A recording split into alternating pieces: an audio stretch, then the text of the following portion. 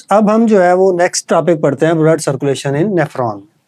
अब blood circulation nephron के अंदर जो है उसका हमने देखना है कि वो फ्लो ब्लड का जो है वो क्या है, किस डायरेक्शन में होता है, किन किन ब्लड वेसल से गुजरता है। ठीक है, सबसे पहले ब्लड जो है आप लोगों ने पढ़ा है कि किडनी के अंदर कहाँ पे आता है, रीनल आर्टरी में।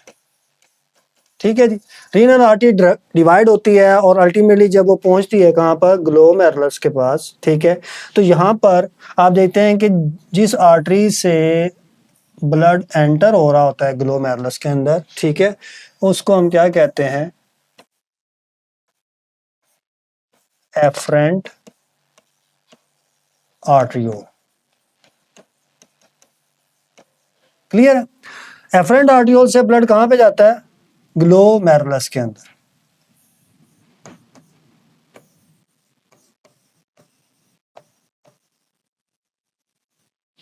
यहां पर ब्लड फिल्टर होता है और देन जो फिल्टर्ड ब्लड है वो वापस कहां पे आता है,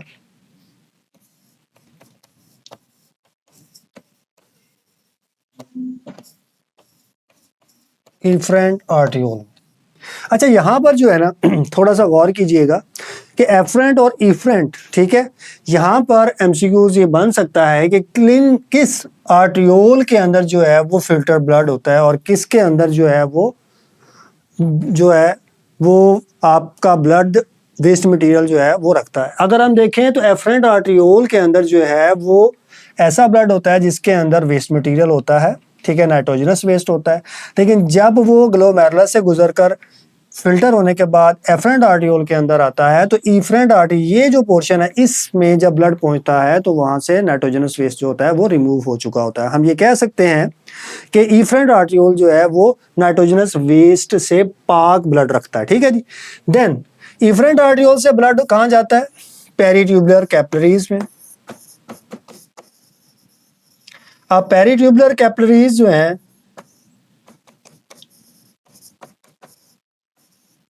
वो प्रॉक्सिमल और कॉन्वोल्यूटेड ट्यूब्यूल्स के इर्द गिर्द जो है वो मौजूद होती हैं, जहां पे रीअब्सॉर्ब मटेरियल जो है वो इनके अंदर एंटर होता है। अब पेरिट्यूबुलर कैपिलरीज जो है वो देन एक्सटेंड होती है और वो किसमें कन्वर्ट हो जाती है जी, वेजा रेक्टा। वेजा रेक्टा आप लोगों को पता है कि जी वो क्या करता है कि वो कवर करती है लूप ऑफ हेनले को। और देन ब्लड कहां पे एंटर होता है जी, रीनल वेन में। अब जब ब्लड रीनल वेन के अंदर एंटर होता है तो डेफिनेटली ये रीनल वेन जो है इस ब्लड को किडनी से बाहर ले जाती है और कहां पर जाकर अटैच होती है, ज्वाइन करती है जी, इंफीरियर वेना कैवा को। ओके जी, अब हम देखते हैं कि जो ब्लड सर्कुलेशन जो है वो इम्पोर्टेंट क्यों है, क्योंकि हमने जब आगे यूरिन फॉर्मेशन पढ़ना है तो हमें ये जो कोर्स है, जो मूवमेंट है ब्लड की, जो डायरेक्शन है फ्लो ऑफ ब्लड की, ये हमें मालूम होनी चाहिए। अब देखते हैं जी यूरिन फॉर्मेशन जो है वो कैसे होती है और कौन कौन से स्टेप है। बेसिकली यूरिन फॉर्मेशन जो है इट्स कंपोज ऑफ 3 सब स्टेप्स। पहला जो है वो है फिल्ट्रेशन, ठीक है, जहां पर क्या होता है कि ब्लड फिल्टर होता है। देन सेकंड स्टेप जो है वो क्या है, रीअब्जॉर्प्शन है, जहां पर जितने भी यूजफुल कंपाउंड्स होते हैं वो उस फिल्ट्रेट में से रीअब्जॉर्ब हो जाते हैं। और अल्टीमेटली थर्ड स्टेप होता है जिसे हम क्या कहते हैं, सिक्रीशन। अब सिक्रीशन किस लिए होती है कि वो मेंटेन करे पीएच को, किसको, यूरिन के पीएच को। अब हम इनको वन बाय वन डिस्कस करते हैं। पहला है जी फिल्ट्रेशन। अब फिल्ट्रेशन क्यों होती है, कैसे होती है, कहाँ होती है, हम देखते हैं कि जो ब्लड फिल्ट्रेशन है वो किसकी वजह से होती है, हाई ब्लड प्रेशर की वजह से। अब हाई ब्लड प्रेशर कहां पे होता है, एफरेंट आर्टरियोल।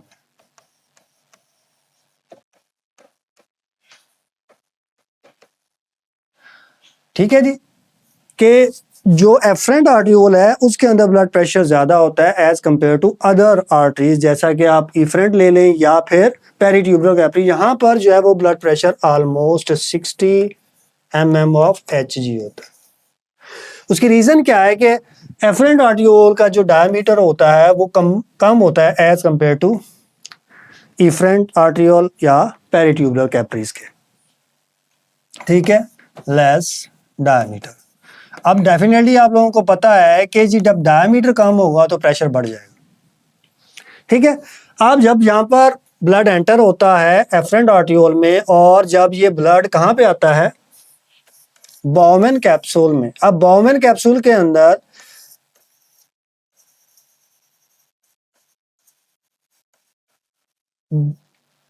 ग्लोमेरुलस मौजूद होता है। अब ये जो दो हिस्से हैं ये फिल्ट्रेशन करते हैं। क्या होता है कि जो ग्लोमेरुलस के बारे में आप लोगों ने हमने पहले भी डिस्कस किया है कि ग्लोमेरुलस की वाल जो होती है वो पोरस होती है, ठीक है। और इसी प्रेशर की वजह से क्या होता है कि वेस्ट मटेरियल जो है वो यहाँ से बाहर निकलता है और वो कहाँ पे चला जाता है, बाउमेन कैप्सूल के अंदर। इस फ्लूइड को हम क्या कहते हैं, ग्लोमेरुलर फिल्ट्रेट। क्लियर है जी। अब ग्लोमेरुलर फिल्ट्रेट के अंदर क्या मौजूद होता है, पानी है, ग्लूकोज है, अमाइनो एसिड है, सोडियम है, पोटेशियम है, क्लोराइड है, ठीक है। इसी तरह ड्रग्स वगैरह वो हैं। तो ग्लोमेरुलर फिल्ट्रेट जो है वो इन सब पे मुश्तमिल होता है। अब हम देखते हैं कि ये जो ग्लोमेरुलर फिल्ट्रेट बनता है, ठीक है, इनमें से कौन कौन सी चीजें रिअब्जॉर्प्शन होती है, एक दिन के अंदर कितना ग्लोमेरुलर फिल्ट्रेट बनता है, कितना रिअब्जॉर्ब होता है। हम लोगों ने पढ़ा है कि हमारी किडनी जो है वो ऑलमोस्ट 99.5% जो है वो रिअब्जॉर्ब कर लेती है, किसको, ग्लोमेरुलर फिल्ट्रेट को,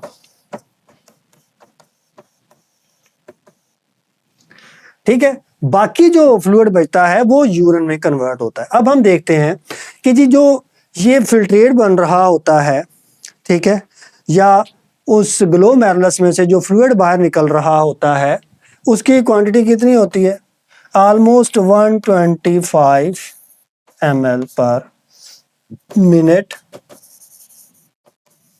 और इसमें से ऑलमोस्ट 124 ml जो है वो क्या हो जाता है, रीअब्सॉर्ब हो जाता है।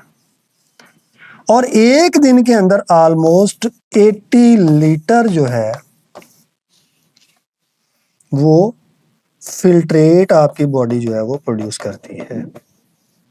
अब यहां से आप लोग अंदाजा लगा सकते हैं अगेन कि जी हमारी किडनी जो है वो कितना बड़ा और कितना इंपॉर्टेंट काम जो है वो परफॉर्म कर रही होती है। अच्छा जी, अब अगर हम देखते हैं कि जी फिल्ट्रेशन और इसके अंदर जो कंपाउंड बनते हैं, डेफिनेटली नेक्स्ट स्टेप जो है जिसको हम रीअब्जॉर्प्शन कहते हैं, ठीक है, उसमें इनमें से ये जो हमने कंपाउंड्स लिखे हैं या जो भी कंपोजिशन है ग्लोमेरुलर फिल्ट्रेट की, कौन कौन से कंपाउंड जो है इसमें से रीअब्जॉर्ब होते हैं। तो देखते हैं जी रीअब्जॉर्प्शन के अंदर क्या आता है कि जी मोस्ट ऑफ द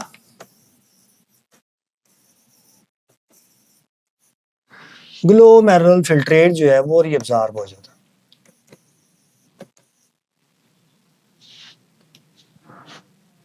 ठीक है। ज्यादातर जो ग्लोमेरुलर फिल्ट्रेट है वो रीअब्जॉर्ब हो जाता है। अब कौन सी चीजें रीअब्जॉर्ब होती हैं,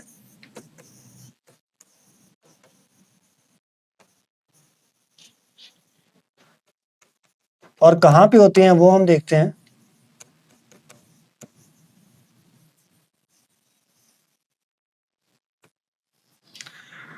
हमने देखा था कि नेफ्रॉन के अंदर जो है वो 3 डिफरेंट डक्ट्स मौजूद होती हैं, ठीक है। जैसा कि प्रॉक्सिमल कॉन्वोल्यूटेड ट्यूब्यूल है, ठीक है। यहाँ पर कौन कौन सी चीज रीअब्जॉर्ब होती है, ग्लूकोज है, अमाइनो एसिड्स हैं, सोडियम है, पोटेशियम है, क्लोराइड आयंस हैं। ये प्रॉक्सिमल पोर्शन के अंदर जो है वो रीअब्जॉर्ब हो जाती है, ठीक है। अब यानी कि जितना भी यूजफुल कॉन्स्टिट्यूएंट होता है, कंपोनेंट्स होते हैं, वो सारे के सारे इनिशियल पोर्शन के अंदर ही रीअब्जॉर्ब हो चुके होते हैं। नेक्स्ट पे अगर हम देखते हैं तो लूप ऑफ हेनले आ जाता है। यहां पर आप लोगों ने पढ़ा है कि जी पानी, सोडियम, पोटाशियम क्लोराइड आयन जो हैं ये रीअब्सॉर्ब होते हैं और अल्टीमेटली डिस्टल कॉन्वोल्यूटेड ट्यूब्यूल है, ठीक है, वहां पे रीअब्सॉर्प्शन होती है और एट द एंड पे कलेक्टिंग डक्ट में। अब कलेक्टिंग डक्ट क्या करती है कि जी ये पानी को रीअब्सॉर्ब करवाती है, ठीक है, under the action of hormone जिसको हम एंटी डायूरेटिक हार्मोन कहते हैं, ठीक है जी। तो ये एक ओवरव्यू था रीअब्सॉर्प्शन का। अब हम आते हैं कि सिक्रीशन किस कंपाउंड की होती है और क्यों होती है। हमें पता है कि जब ये सारे आयन जो हैं इसमें से रीअब्सॉर्ब हो जाएंगे तो उसकी वजह से क्या होता है कि यूरिन की पीएच जो है वो डिस्टर्ब हो जाती है। अब यहाँ पर क्या होता है कि सिक्रीशन जो है वो होती है मेनली हाइड्रोजन आयन की, और ये किस लिए होती है? पीएच को मेंटेन करने के लिए, ठीक है जी। और पीएच होती कितनी है यूरिन की नॉर्मल? 7.35 से लेकर 7.45, ठीक है। तो इस रेंज के अंदर रखने के लिए क्या होता है कि जो जो ट्यूब्यूल्स हैं वो हाइड्रोजन आयन को सिक्रीट करती हैं ल्यूमेन के अंदर ताकि इस पीएच को मेंटेन किया जा सके। और आप लोगों ने भी ये सम टाइम हमारी लाइफ के अंदर ऐसा होता है कि जब भी हम यूरिनेशन के लिए जाते हैं तो हमें जलन महसूस होती है। तो किसी हद तक अगर आप वहाँ पर अपने उस यूरिन का टेस्ट करवाएं तो आप लोगों को ये महसूस होगा और आपको पता लगेगा कि जी वो आपकी यूरिन की पीएच है बेसिकली वो डिस्टर्ब हो चुकी है और उसके मल्टीपल काजेज हो सकते हैं, इन्फेक्शन है या आपकी डिहाइड्रेशन वगैरह है। नेक्स्ट हम देखते हैं कि जी काउंटर करंट मल्टीप्लायर क्या है कि जब ये यूरिन बनता है और उसमें कंसंट्रेशन इंक्रीज होती है तो वो क्यों होती है, कहाँ पे होती है। अब काउंटर करंट मल्टीप्लायर अगर हम पढ़ते हैं तो बेसिकली इसमें क्या होता है, कंसंट्रेशन ऑफ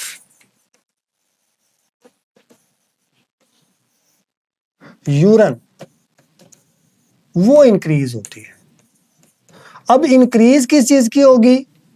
बेसिकली जो डिजॉल्व्ड कंपाउंड्स हैं उनकी कंसंट्रेशन बढ़नी है। तो उसके लिए क्या होता है कि आपके किडनी का जो ग्लोमेरुलस हिस्सा होता है जब वो फिल्टर करता है तो जो फ्लूइड आता है हमने पढ़ा है उसमें से रीअब्जॉर्प्शन हो जाती है और फिर वो लूप ऑफ हेनले में से गुजरता है। तो बेसिकली जो पोर्शन है वो कौन सा इन्वॉल्व होता है? लूप ऑफ हेनले, ये पोर्शन इन्वॉल्व है। अब होता क्या है कि जी जो रीनल कॉर्टेक्स है वो एक हार्मोन रिलीज करता है, ठीक है, जिसे हम क्या कहते हैं,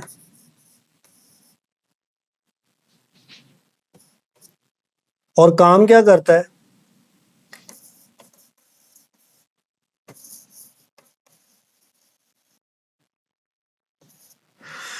एल्डोस्टेरॉन वो हार्मोन सिक्रीट करता है और उसका काम क्या होता है? सोडियम की रीअब्जॉर्प्शन, ठीक है। ये कहां से करवाता है?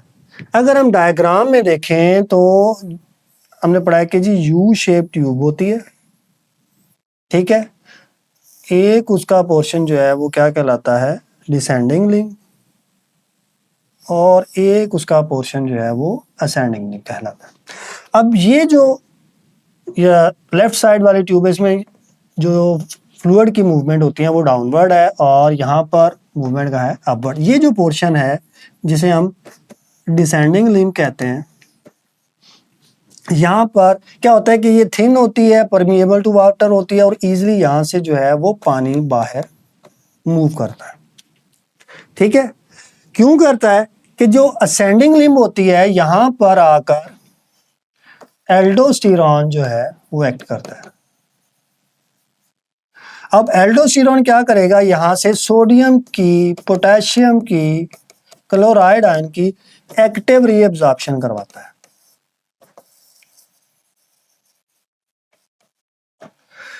जब ये एक्टिवली रीअब्जॉर्ब होता है तो डेफिनेटली यहां से सोडियम जो है, ये आयन जो है वो सारे के सारे कहां पे आ जाते हैं? इंटरस्टिशियम के अंदर। तो इसकी वजह से क्या होता है कि पानी बाहर निकल आता है। अब जब ये पानी जो है वो ट्यूब्यूल में से बाहर आ जाता है तो ये जो यहाँ पर फ्लूइड होता है वो क्या हो जाता है, गाढ़ा हो जाता है, कंसंट्रेटेड हो जाता है। ठीक है, इसीलिए हम इसको क्या कहते हैं, काउंटर करंट मल्टीप्लायर का नाम देते हैं कि जब यूरिन या फ्लूइड जो है वो इस यू शेप ट्यूब में से ऑपोजिट डायरेक्शन में मूव कर रहा होता है तो उस टाइम उसकी कंसंट्रेशन इंक्रीज हो जाती है। किसकी वजह से होती है, वो हमने देखा है कि जी एल्डोस्टेरॉन की वजह से होती है, रीअब्जॉर्प्शन ऑफ वाटर की वजह से होती है। दैट्स वाई इसको हम क्या कहते हैं, काउंटर करंट मल्टीप्लायर का नाम देते हैं। ओके हो गया जी। अब हम देखते हैं कि जी एडीएच क्या काम करता है। हम लोगों ने पढ़ा है कि एंटी डायूरेटिक जो हार्मोन है ये काम करवाता है कि जी जब ये रिलीज होता है तो ये एक्टिवली रीअब्जॉर्प्शन करवाता है किसकी, पानी की। कहाँ से, कलेक्टिंग डक्ट से। रिलीज कहाँ से होता है, पोस्टीरियर पिट्यूटरी से होता है। क्यों होता है कि जब भी आपकी बॉडी के अंदर वाटर की डेफिशिएंसी होगी तो ये हार्मोन जो है वो पोस्टीरियर पिट्यूटरी से रिलीज होता है। ठीक है, और एक्ट कहां पे करता है, कलेक्टिंग डक्ट पे करता है। और वो क्या करता है, एक्टिव अपटेक ऑफ वाटर।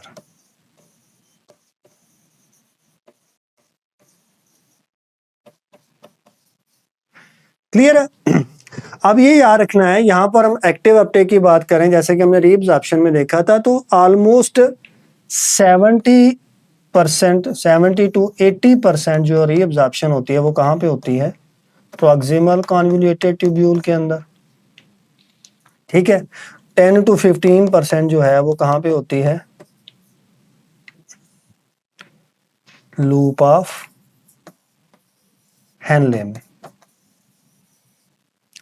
बाकी जो रीअब्जॉर्प्शन होनी है वो कहां पे होनी है, कलेक्टिंग डक्ट में, under the action of anti diuretic hormone.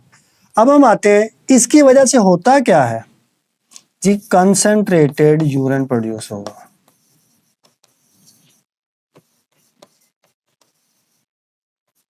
ठीक है, और ये होगा कब, जब हाइपोऑस्मोटिक कंडीशन होगी। अब हम आते हैं कि अगर एडीएच ज्यादा रिलीज हो रहा है तो उसकी वजह से क्या होगा,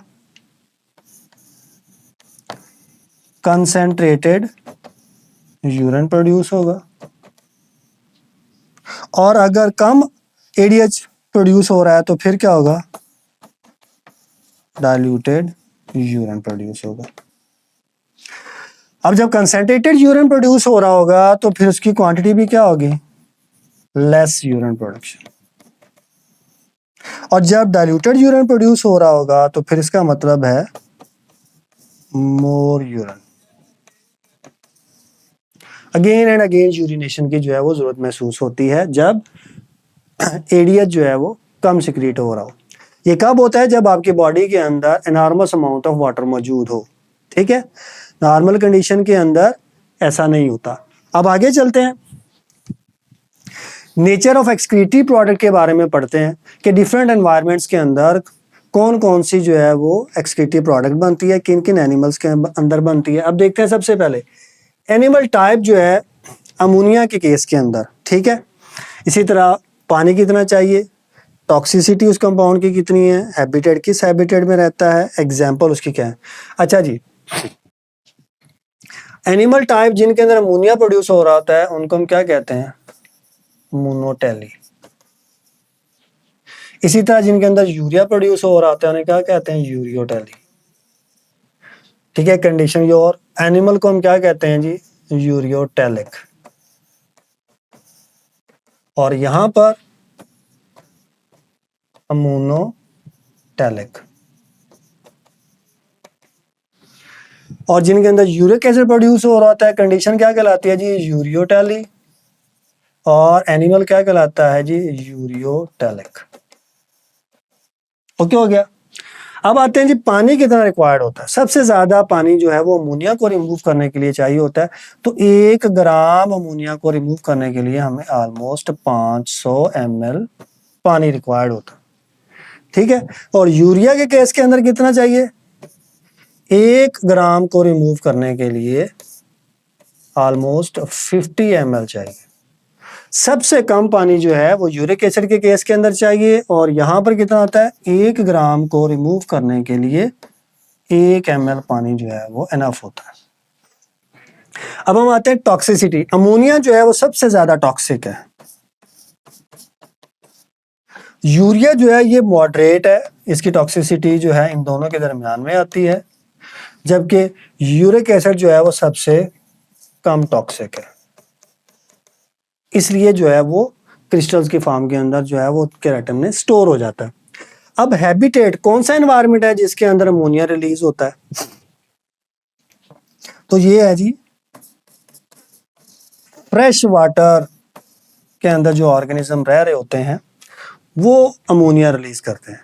अब यूरिया कौन रिलीज करता है, मैरीन एनवायरनमेंट के अंदर रहने वाले और टेरेस्ट्रियल एनवायरनमेंट के अंदर रहने वाले, जबकि यूरिक एसिड जो है वो सिर्फ टेरेस्ट्रियल एनवायरनमेंट के अंदर रह रहे होते हैं। क्लियर है। अब आते हैं जी, एग्जाम्पल क्या है, अमोनिया जो रिलीज कर रहे होते हैं वो कौन से एनिमल्स हैं जी, फ्रेश वाटर फिशेस,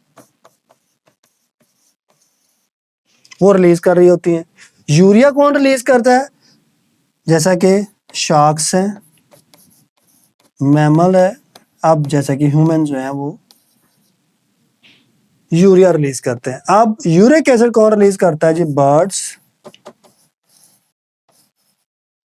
और रेप्टाइल्स। अब यहां पर आप लोगों को एक थोड़ी सी इंफॉर्मेशन देता चलूं, जो कि एक नेचर की तरफ से एक गिफ्ट है इन एनिमल्स के अंदर जो यूरिक एसिड रिलीज कर रहे होते हैं। देखें, ये दोनों जो है बर्ड्स और रेप्टाइल्स के बारे में देखें तो they are egg laying animals. अब होता क्या है, नेचर ने इसके अंदर ऐसी अडाप्टेशन रखी है कि जो एग की वॉल है, जो शेल है, ठीक है, वो परमिएबल है टू गैसेस। तो अगर यूरिया और अमोनिया जो है, जो कि टॉक्सिक हैं, अगर ये वो अपनी बॉडी के अंदर रखेगा तो वो जो अमोनिया है या यूरिया है वो उस शेल में से गुजर के उस एम्ब्रियो को डैमेज कर सकती है। क्लियर हो गया।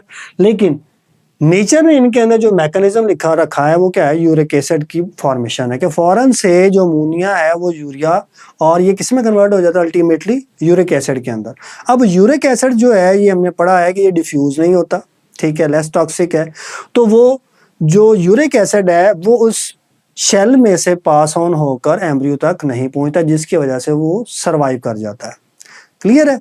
तो ये एक नेचर की तरफ से क्या है, एडाप्टेशन है, चेंजेस है रेप्टाइल्स और बर्ड्स के अंदर, जिसकी वजह से उनके अंदर क्या है, यूरिक एसिड जो है वो रिलीज होता है, और आप लोगों ने पढ़ा है कि वो स्टोर भी करते हैं। क्लियर हो गया जी।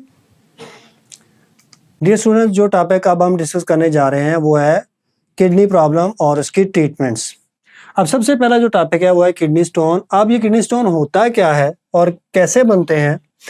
अब बेसिकली ये क्या है कि जी सॉलिड मैस जो है वो बनता है किडनी के अंदर। अब होता क्यों है कि जब सॉल्यूट प्रेसिपिटेट होता है किडनी के अंदर तो उसकी वजह से क्या बन जाते हैं जी, किडनी स्टोन्स बन जाते हैं। क्लियर है। अब हम देखते हैं कि इसकी कॉजेज क्या है। मेनली जो कॉज है वो कैल्शियम की कंसंट्रेशन ज्यादा होना है और इसी तरह ऑक्सलेट की कंसंट्रेशन का ज्यादा होना है। अब इन दोनों की वजह से जब ये कंसंट्रेशन बढ़ जाते हैं तो वो ऑलमोस्ट 70% केसेस के अंदर जो है वो ये दोनों जो कैल्शियम है और ऑक्सलेट है ये स्टोन्स बनते हैं। ठीक है, यानी कि कैल्शियम ऑक्सलेट का जो चांस है वो 70% है। इसी तरह यूरिक एसिड के क्रिस्टल्स बनने की या इसकी वजह से स्टोन बनने के जो चांसेस हैं वो 10% है। इसी तरह नेक्स्ट अगर हम देखते हैं तो सिस्टीन फास्फेट, या जिसको हम क्या कहते हैं जी, कैल्शियम फास्फेट, इसके प्रिसिपिटेशन से जो स्टोन्स बनते हैं उसके चांसेस जो हैं वो ऑलमोस्ट 15 से 20% होते हैं। अब हम देखते हैं कौन कौन से रिस्क फैक्टर हैं जिसकी वजह से किडनी स्टोन जो है वो बनते हैं या वो इसको इन्हांस करता है। तो वो डिहाइड्रेशन है, पानी की कमी है, जब आप इनटेक जो है वो पानी का कम करते हैं, पानी कम पीते हैं उसकी वजह से, बार बार यूरिनरी ट्रैक के इन्फेक्शन की वजह से, और डाइट की वजह से। अब डाइट के अंदर क्या आता है? लीफी वेजिटेबल्स हैं,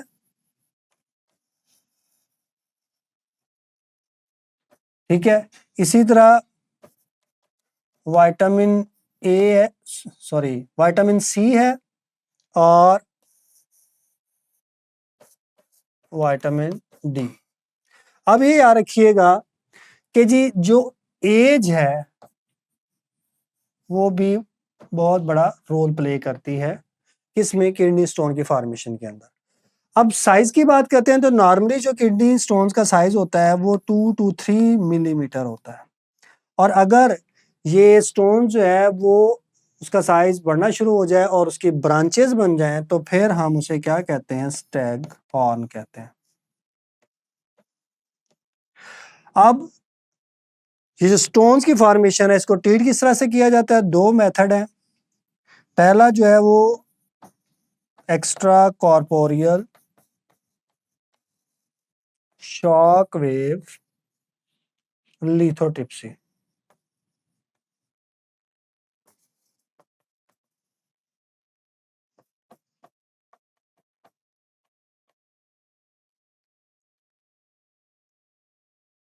सेकेंड वन जो है वो क्या है? पर क्यूटेनियस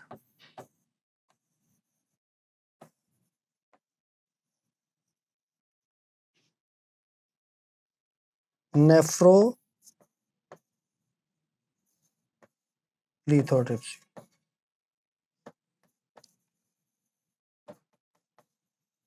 ठीक है जी, इन दो मेथड से जो है वो हम स्टोन्स को जो है वो ब्रेक करते हैं। अब ये याद रखिएगा कि जो डायबिटीज है, ठीक है, जो पेशेंट डायबिटीज का होता है उसमें जो 40% जो है वो ऑलमोस्ट चांस होता है किसका? किडनी से रिलेटेड प्रॉब्लम का। और इसी तरह जिन पर्सन्स को ब्लड प्रेशर की प्रॉब्लम होती है, ब्लड प्रेशर ज्यादा होता है, तो वो ऑलमोस्ट उनके अंदर 15% तक चांस होता है किसका? किडनी से रिलेटेड जो है वो डिजीजेस का या किडनी स्टोन का। ओके हो गया जी। अब नेक्स्ट जो हमारा टॉपिक है वो है जी किडनी फेलियर। अब किडनी फेलियर की काज क्या है कि जब हमारी किडनी जो है अनएबल टू फिल्टर ब्लड, और इसके अंदर उसका कौन सा हिस्सा डैमेज होता है? Particularly glomerulus.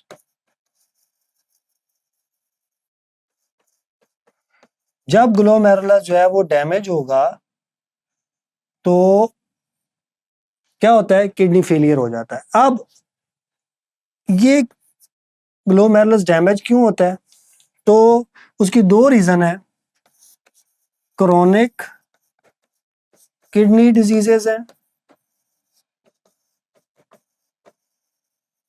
आहिस्ता आहिस्ता से जो है वो आपकी किडनी को डैमेज करता है। और दूसरा जो है वो एक्यूट किडनी इंजरी है। ठीक है जी, ये दो काजेज है जिनकी वजह से क्या होता है कि किडनी अपना काम करना छोड़ जाता है। तो अब इसमें सिम्टम्स क्या होते हैं कि ब्लड के अंदर यूरिया के कंसंट्रेशन जो है वो बढ़ना स्टार्ट हो जाती है, ठीक है, जिसे हम हाइपर यूरेमिया कहते हैं।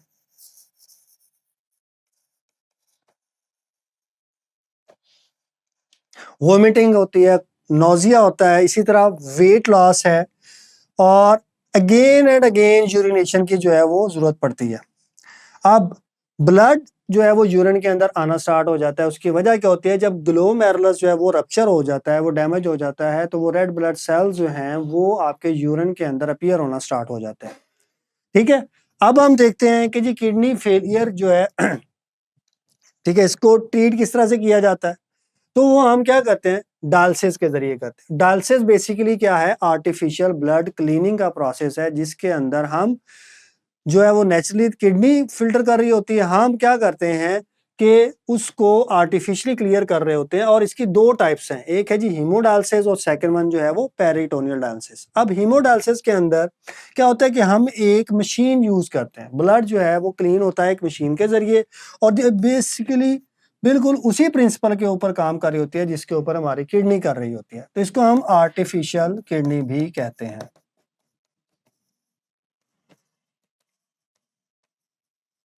ओके। अब इसके अंदर क्या होता है कि वास्कुलर एक्सेस चाहिए, कि जो मशीन है उसको हमें किसके साथ लिंक करना है, आपके ब्लड वेसल के साथ। क्लियर है। और वो दो तरह से होता है, एवी ग्राफ्ट या सिमिनो फिस्टुला कहा जाता है। अब एवी ग्राफ्ट जो है उसमें हम क्या करते हैं कि जी आपके स्किन के नीचे आर्टरी और वेन को आपस में जोड़ देते हैं, ठीक है। और यहां से क्या होता है कि ब्लड फ्लो जो है वो बढ़ जाता है, जो कि मशीन के अंदर एंटर होता है और वहां पर वो फिल्टर होता है। दूसरा है जी हमारे पास सिमिनो फेस्टुला, ये डायरेक्ट जो है वो लिंकेज है किसके साथ, आपकी ब्लड वेसल्स के साथ। अब ये होता कहां पे है, रिस्ट में हम क्या कहते करते हैं कि जी रेडियल और सिफेलिक, ये जो ब्लड वेसल्स होते हैं इन दोनों को आपस में क्या किया जाता है, अटैच कर दिया जाता है सर्जरी के जरिए। एंड देन यहां से ब्लड जो है वो कहां पे जाता है, मशीन में, रेडियल आर्टरी को और सिफेलिक वेन को। तो वो मशीन के अंदर एंटर होता है जिसे हम क्या कहते हैं, आर्टिफिशियल किडनी, और फिर वो सारे ब्लड को फिल्टर करती है। दूसरा हमारे पास जो मेथड है वो पेरिटोनियल डायलिसिस है।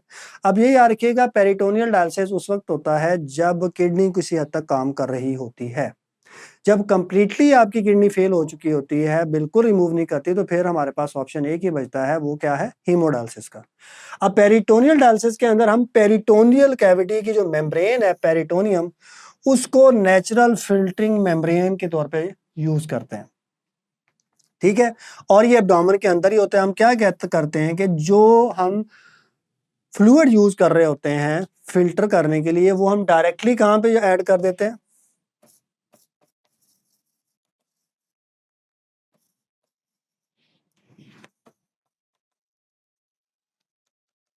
वो डायरेक्टली आपके एब्डोमिनल कैविटी के अंदर जो है वो रिलीज कर दिया जाता है।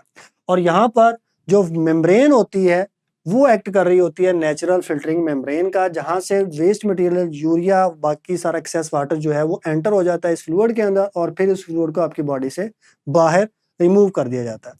अब इन दोनों का पर्पस क्या है, तो बेसिकली पर्पस वही है जो किडनी करती है, रिमूव करती है किसको, यूरिनरी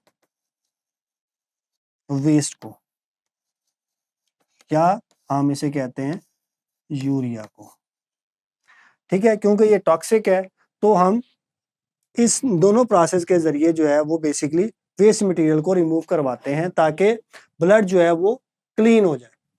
अच्छा जी, अब हमारा नेक्स्ट टॉपिक जो है वो है थर्मो रेगुलेशन। थर्मो रेगुलेशन है क्या, कि जी बॉडी टेम्परेचर को एक स्टेबल रेंज के अंदर रखना है। जैसे कि ह्यूमन के केस के अंदर हम नॉर्मल पढ़ते हैं कि जी 37 डिग्री सेंटीग्रेड जो है वो हमारी बॉडी का टेम्परेचर होता है। तो ये एक स्टेबल रेंज है जिसके अंदर जो है वो आपकी बॉडी का टेम्परेचर मेंटेन रखा जाता है। वो कितना है जी, ऑलमोस्ट 36.8 से लेकर 37.2, इसके दरमियान में आपकी बॉडी का टेम्परेचर मेंटेन रखा जाता है, और उसको हम क्या कहते हैं, थर्मो रेगुलेशन। अब ये डिपेंड किस पे कर रहा होता है, तो ये तीन चीजें हैं। हीट प्रोडक्शन है कि हमारी बॉडी के अंदर हीट प्रोड्यूस कितनी हो रही है, ठीक है। हीट एक्सचेंज या हीट लॉस कितना, कि कितनी हमारी बॉडी जो है वो हीट को रिलीज कर रही है जब हमारी बॉडी के अंदर एक्सेस प्रोड्यूस होती है। तीसरा जी मेटाबॉलिक रेट क्या है, कि आपकी बॉडी के अंदर होने वाले जो रिएक्शंस हैं उनका रेट क्या है, ठीक है। बहुत सारे ऑर्गेनिज्म के अंदर मेटाबॉलिक रेट जो है वो बहुत ज्यादा होता है, जैसा कि बर्ड्स वगैरह के अंदर, और कुछ कुछ के अंदर जो है मेटाबॉलिक रेट जो है वो बहुत कम होता है, जैसे रेप्टाइल्स वगैरह के अंदर। अब मैकेनिज्म क्या है, अब इसी जैसा कि हमने स्टार्ट में पढ़ा था होमियोस्टेसिस में, कि जी नेगेटिव फीडबैक मैकेनिज्म जो है वो इस सारे प्रोसेस को जो है वो कंट्रोल कर रहा होता है। यानी कि अगर बॉडी का टेम्परेचर बढ़ता है तो क्या होगा, रिस्पॉन्स क्या आएगा, ऐसा रिस्पॉन्स होगा जो आपकी बॉडी के टेम्परेचर को कूल डाउन करेगा या डिक्रीज करेगा, ठीक है। अब हमारे पास ये तीन ऑर्गेनिज्म हैं जिनको हमने वन बाय वन डिस्कस करना है। प्लांट्स हैं, एनिमल्स हैं और मैमल्स, ठीक है। अब मैमल्स जो हैं उसमें हम डेफिनेटली ह्यूमन को स्टडी करेंगे। अब प्लांट्स के अंदर देखते हैं तो टेम्परेचर जब बढ़ता है तो क्या प्रॉब्लम क्रिएट होती है, अडाप्टेशन क्या है। अब प्रॉब्लम क्या है, इवेपोरेटिव वाटर लॉस होता है, यानी कि पानी की डेफिशिएंसी हो सकती है, जिसकी वजह से क्या होगा कि जी डिहाइड्रेशन हो जाती है। ठीक है, और उसकी वजह से आपने पढ़ा है कि जी जब भी डिहाइड्रेशन होती है किसी भी ऑर्गेनिज्म को, वो it can lead to death. ठीक है, सेल्स जो हैं वो कोलैप्स कर जाते हैं। इसी तरह मेटाबॉलिज्म डैमेज होता है। आपको पता है कि जो पानी है बेसिकली वो क्या है, मीडियम ऑफ लाइफ है। जब वाटर की डेफिशिएंसी होती है तो उसकी वजह से मेटाबॉलिज्म जो है वो भी डैमेज हो जाता है। इस और अल्टीमेटली एंड पे क्या होता है, प्लांट डेथ हो जाती है। अगर इसे हम थोड़ी सी बेहतर कंडीशन रखते हैं तो वो क्या हो जाती है, विल्टिंग। ठीक है, और अगर ये ज्यादा हो जाएगा, ठीक है, बहुत ज्यादा डिहाइड्रेशन हो गई है, टेम्परेचर बहुत ज्यादा है, प्रोलॉन्ग टाइम के लिए है, तो फिर वो प्लांट की डेथ हो जाती है। अब आते हैं अडाप्टेशन।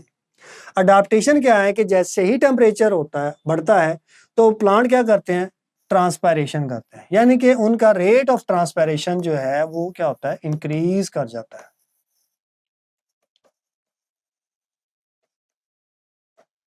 ओके हो गया। अब दूसरी बात करते हैं, कुछ प्लांट्स के अंदर क्या होता है, हीट शॉक प्रोटीन्स होती हैं, वो सेंथिसाइज होती हैं कब, जब टेम्परेचर इंक्रीज होता है। अब ये प्रोटीन्स क्या करती हैं, आपके आप लोगों ने पढ़ा होगा कि जी हमारे और प्लांट के सेल्स के अंदर कुछ एंजाइम्स होते हैं जो सारे के सारे किसको, मेटाबॉलिज्म को कंट्रोल कर रहे होते हैं। अब बेसिकली वो क्या करते हैं, उन एंजाइम को प्रोटेक्ट कर रहा होता है। ठीक है, तो जब ये टेम्परेचर बढ़ता है तो वो प्लांट क्या करते हैं, हीट शॉक प्रोटीन्स बनाते हैं और वो अपने बॉडी के मेटाबॉलिज्म को क्या करते हैं, मेंटेन रखते हैं, जिसकी वजह से प्लांट सरवाइव कर जाता है। अब हम देखते हैं कि जब प्लांट का टेम्परेचर डिक्रीज होता है या एक्सटर्नल एनवायरनमेंट का टेम्परेचर बहुत ज्यादा डिक्रीज हो जाता है, फ्रीजिंग टेम्परेचर आ जाता है जैसा कि स्नोई एरियाज के अंदर, तो तब क्या करते हैं। अब लो टेम्परेचर के केस के अंदर क्या होता है कि मेम्ब्रेन की फ्लूइडिटी जो होती है वो कम हो जाती है, यानी कि जो फ्लेक्सिबिलिटी है उसकी, जो फ्लूइडिटी है वो डिक्रीज हो जाती है, और सल्यूट ट्रांसपोर्ट जो होता है वो अफेक्ट होता है, यानी कि ना कोई चीज सेल के अंदर एंटर होगी और ना ही कोई सेल से बाहर जा सकती है। ठीक है, अब इसकी अडाप्टेशन क्या है कि अनसैचुरेटेड फैटी एसिड जो कि सेल मेम्ब्रेन को में अपना हिस्सा रखते हैं या सेल मेम्ब्रेन को बनाने के अंदर इन्वॉल्व होते हैं, उनका पोर्शन जो है वो बढ़ जाता है। जैसे ही अनसैचुरेटेड फैटी एसिड का पोर्शन बढ़ेगा तो वो मेम्ब्रेन जो है वो फ्लूइड ही रहेगी, यानी कि अब वो क्या होगी कि जो मेम्ब्रेन की फ्लूइडिटी है वो डिक्रीज नहीं होगी। ठीक है, अब हम आते हैं फ्रीजिंग टेम्परेचर की तरफ। अगर प्लांट ऐसे एनवायरनमेंट के अंदर मौजूद है जहां का टेम्परेचर जो है वो बहुत ज्यादा गिर चुका है, फ्रीजिंग है, तो फिर क्या होता है कि जी जो साइटोप्लाज्म है वो क्रिस्टलाइज होना स्टार्ट हो जाता है, उसमें क्रिस्टल्स बनना स्टार्ट होते हैं, क्योंकि आप लोगों ने पढ़ा है कि साइटोप्लाज्म का मेजर कॉन्स्टिट्यूट क्या है, वाटर। अब वो क्रिस्टलाइज होना स्टार्ट हो गया है, तो वो जो इंटरनल आइस बनी हुई है वो क्या करती है, मेम्ब्रेन को रप्चर या टीयर करना स्टार्ट, पंक्चर करना स्टार्ट करती है। उसके क्रिस्टल जो हैं वो नीडल की तरह होते हैं और वो मेम्ब्रेन को रप्चर करना स्टार्ट कर देते हैं। जब मेम्ब्रेन रप्चर हो गई तो डेफिनेटली क्या होगा, सेल, एक सेल खत्म होगा और आहिस्ता आहिस्ता पूरा प्लांट डैमेज हो सकता है। अब इसकी अडाप्टेशन क्या है, इन प्लांट्स के अंदर जो साइटोसोल जो है उसकी कंपोजिशन जो है वो बाय नेचर ही चेंज हो जाती है, जिसकी वजह से क्या होता है कि वो साइटोसोल सुपर कोल्ड स्टेज के अंदर चला जाता है और वो क्रिस्टलाइज नहीं होता, वहां पे नीडल लाइक क्रिस्टल्स नहीं बनते, जिसकी वजह से क्या होता है, वो प्लांट सरवाइव कर जाता है। ठीक है, अच्छा जी, अब हम देखते हैं एनिमल्स के अंदर जो है वो टेम्परेचर जो है वो किस तरह से मेंटेन होता है। अब अगर हम देखते हैं तो एनिमल को हम तीन डिफरेंट कैटेगरीज के अंदर जो है वो डिवाइड करते हैं, एक्टोथर्म है, एंडोथर्म है और हेट्रोथर्म। अब ये जो डिविजन्स की हुई है, याद रखिएगा जैसा कि हमने तीन पहले टाइप्स पढ़ी हैं बेसिक, कि जी हीट प्रोडक्शन कितनी है, ठीक है, हीट रेगुलेशन कितनी है, ओके हो गया, और तीसरा जो है वो रेगुलेशन कितनी करता है। अब एक्टोथर्म्स वर्ड से जाहिर है, एक्टो का मतलब क्या होता है, एक्सटर्नल। तो इन ऑर्गेनिज्म के अंदर मेटाबॉलिक हीट प्रोडक्शन जो होती है वो बहुत कम होती है। ठीक है, अब ये रेगुलेट करते हैं, रेगुलेट किस तरह से करते हैं, हीट को एब्जॉर्ब करते हैं एक्सटर्नल एनवायरनमेंट से। ठीक है, लेकिन अब होता क्या है कि अगर एक्सटर्नल एनवायरनमेंट कोल्ड है तो फिर क्या होगा सर्दियों में, तो डेफिनेटली उनकी बॉडी का टेम्परेचर भी कम होगा। तो अगर गर्मियां है तो तब उनका टेम्परेचर जो है वो बढ़ जाता है। और ये ऐसा फिशेज और रेप्टाइल्स के केस के अंदर होता है। अब हम देखते हैं एंडोथर्म। ठीक है, अब इनके अंदर मेटाबॉलिक हीट की प्रोडक्शन जो होती है वो बहुत ज्यादा होती है। ठीक है, अब ये एक्सटर्नल एनवायरनमेंट पे डिपेंड नहीं कर रहे होते, और इसके साथ साथ वो क्या करते हैं, रेगुलेट करते हैं बॉडी की हीट को। यानी कि जब बॉडी का टेम्परेचर बढ़ जाता है तो वो उस हीट को रिलीज करते हैं। ठीक है, और ये ऐसा किनके अंदर होता है, बर्ड्स और मैमल्स के केस के अंदर। तीसरी जो कैटेगरी है जिसे हम एंडोथर्म कहते हैं, ये हेट्रोथर्म कहते हैं, ऐसे ऑर्गेनिज्म है जिनके अंदर हीट की प्रोडक्शन वेरिएबल होती है।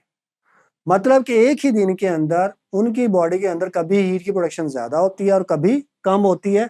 और अब वो क्या करते हैं कि वो उसको रेगुलेट नहीं करते, रिलीज या एब्जॉर्ब नहीं करते, जिसकी वजह से क्या होता है कि उनकी बॉडी का टेम्परेचर जो है वो वेरिंग होता है। बॉडी टेम्परेचर यानी कि जब वो एक्टिवली कोई काम कर रहे हैं, उनके मसल्स जो हैं वो वर्क कर रहे हैं, तो तब उनका बॉडी का टेम्परेचर बढ़ जाएगा। और जब वो रेस्ट पे होंगे तब उनके बॉडी का टेम्परेचर जो है वो कम हो जाता है। अब इस कैटेगरी के अंदर कौन से ऑर्गेनिज्म आते हैं, ह्यूमिंग बर्ड्स और बैट्स। अब ये याद रखिएगा कि ये जो हीट की रेगुलेशन होती है, जिसमें हमने पढ़ा है कि जी बॉडी से हीट या तो रिलीज होती है या एब्जॉर्ब होती है, तो वो बेसिकली तीन तरह से होती है। या तो वो रेडिएशन के जरिए होगी, या कन्वेक्शन के जरिए, या फिर कंडक्शन के जरिए। तो ये तीन प्रोसेस हैं जिनके जरिए बॉडी की हीट जो है वो या रिलीज और एब्जॉर्ब होती है। अब हम देखते हैं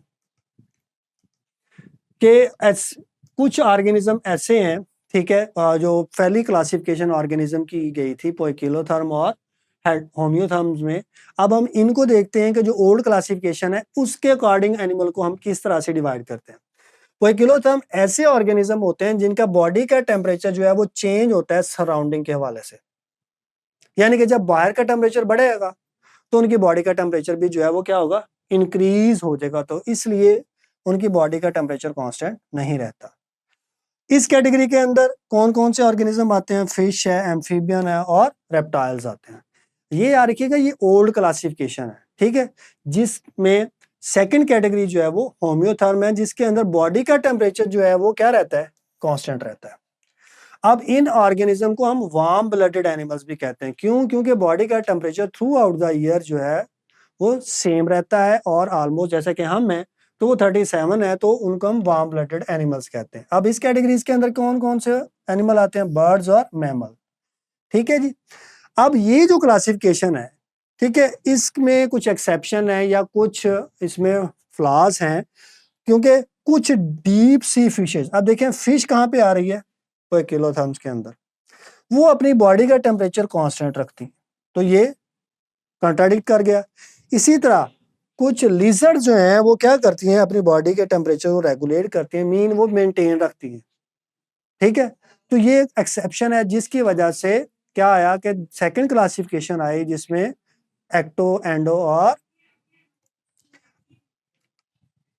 हेट्रोथर्म्स थे। क्लियर हो गया। अब हम आगे चलते हैं थर्मो रेगुलेशन मैमल्स जैसे कि ह्यूमन के अंदर। अब जब भी हमारी बॉडी का टेम्परेचर बढ़ता है तो क्या होगा, स्वेटिंग होगी। अब स्वेटिंग क्या है, इवेपोरेटिव कूलिंग है।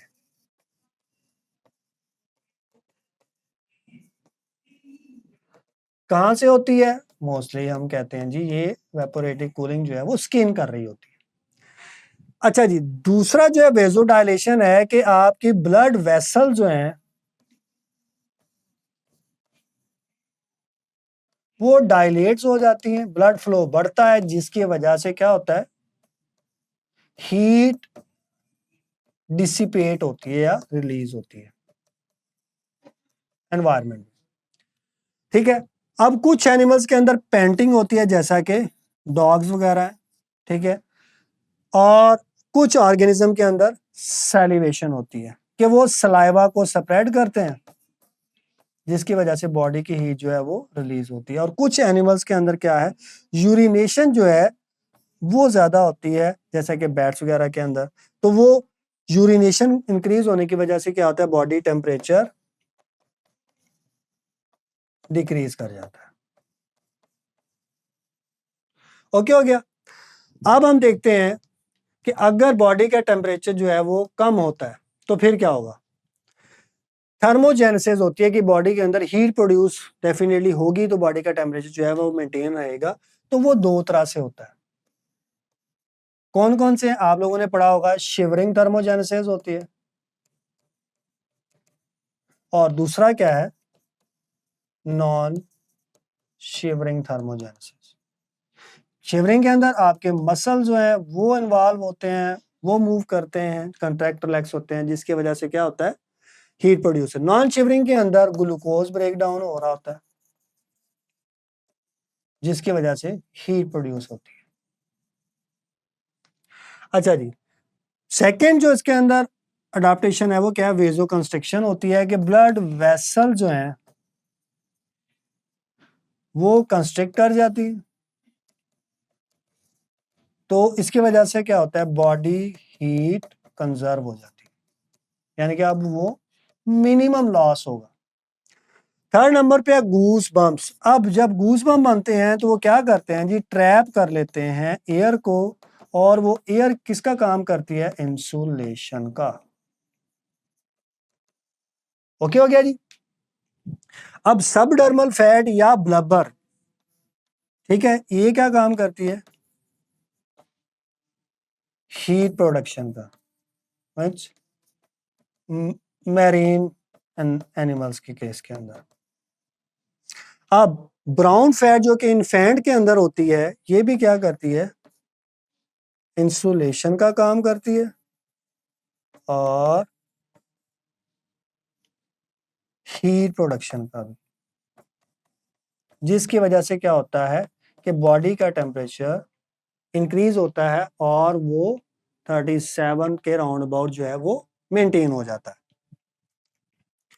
अच्छा जी, अब हम देखते हैं एट एंड कि जी जो हमने ये लेक्चर पढ़ा है 30 सेकंड के अंदर, इसको रिवाइव करते हैं कि जी हमने होम्योस्टेसिस के अंदर ऑस्मो रेगुलेशन पढ़ा, जिसके अंदर पानी और सल्यूट का बैलेंस जो है वो मेंटेन किया जाता है। अब ये याद रखिएगा कि चाहे वो टेम्परेचर है या फिर वाटर और साल्ट है, ये एक नैरो रेंज के अंदर मेंटेन रखा जाता है। इसी तरह एडीएच अगर ज्यादा सिक्रीट हो रहा होगा तो फिर उसकी वजह से क्या होगा, कंसेंट्रेटेड या हाइपोटोनिक यूरिन प्रोड्यूस हो रहा होगा, वॉल्यूम कम होगा, ठीक है। और कब होता है, जब आपकी बॉडी के अंदर डेफिशिएंसी होती है पानी की। नेफ्रॉन के बारे में देखते हैं तो ये फंक्शनल यूनिट है, और इसका फंक्शनल नेफ्रॉन का फंक्शनल यूनिट जो कि यूरिन प्रोड्यूस करने में इन्वॉल्व होता है, वो क्या होता है, ग्लोमेरुलस। और ग्लोमेरुलस से प्रोड्यूस होना जो है, होने वाला जो फ्लूइड है वो क्या कहलाता है, ग्लोमेरुलर फिल्ट्रेट।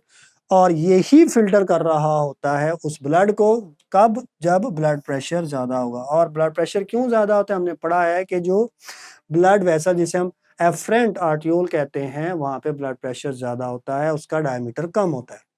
अब एनिमल्स के अंदर देखते हैं तो यूरिकोटेलिक, बर्ड्स और इंसेक्ट जो हैं ये यूरिक एसिड रिलीज कर रहे होते हैं, इन्हें बहुत कम पानी चाहिए होता है। और इम्पोर्टेंस इसकी ये है कि इनके अंदर, जैसे कि हमने डिस्कस किया, कि जो अमोनिया है, जो यूरिया है, वो क्या करता है, वो डैमेज कर सकता है एम्ब्रियो को। अब एनिमल्स के अंदर देखते हैं तो हॉट अगर एनवायरनमेंट है तो वहां पे क्या होती है, स्वेटिंग है, वेजोडाइलेशन होती है। अगर कोल्ड है तो फिर क्या होगी, शिवरिंग होगी, ठीक है, और इसके साथ साथ वेजो कंस्ट्रिक्शन होगी। अब यहाँ पे जैसा कि हमने पढ़ा है कि शिवरिंग के साथ साथ नॉन शिवरिंग थर्मोजेनेसिस भी होती है। अच्छा जी, और एट द एंड पे हम देखते हैं कि जी डायबिटीज जो है ये लीडिंग काज है क्रोनिक किडनी फेलियर की या किडनी डिजीजेस की, जो ऑलमोस्ट 44% केसेस के अंदर होती है। तो जो भी डायबिटिक पेशेंट है, ठीक है, उनको इन चीज़ों का बहुत ज़्यादा ध्यान रखना चाहिए। ठीक है बेटा जी, ये टॉपिक यहाँ पे ख़त्म होता है। अल्लाह हाफिज़।